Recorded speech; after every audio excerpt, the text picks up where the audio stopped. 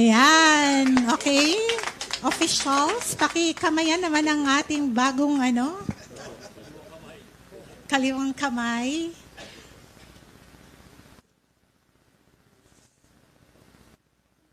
Ayan. Bago natin ang signing of the let us hear a word of acceptance, of course, from our Council President, former Development Academy of the Philippines President.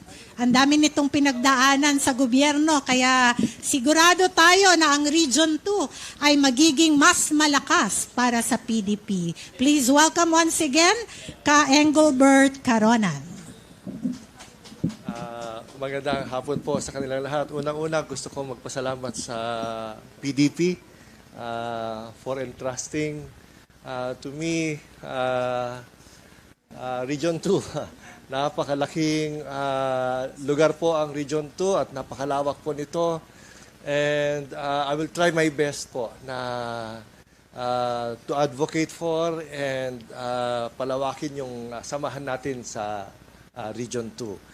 Alam po, hindi po lingid sa kaalaman ng lahat na siguro for purposes of PDP, isa na yung region na yun na pinakamahirap na lugar.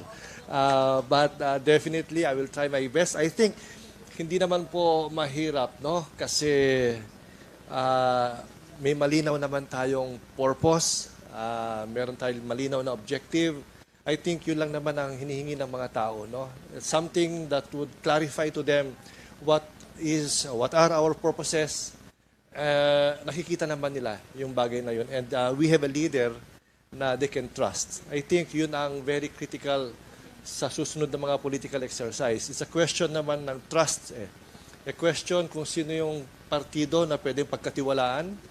A question kung sino yung leader na dapat pagkatiwalaan. So, we did not articulate so many things. They only need to look at us, to look at our leaders, and I think we will be able to convince more people. So, thank you very much.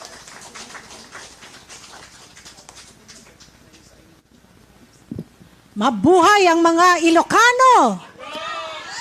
Mga Ilocanong tunay na nagmamahal sa bayan! Ay, abiyag! Meron talagang abiyag! Ayan po.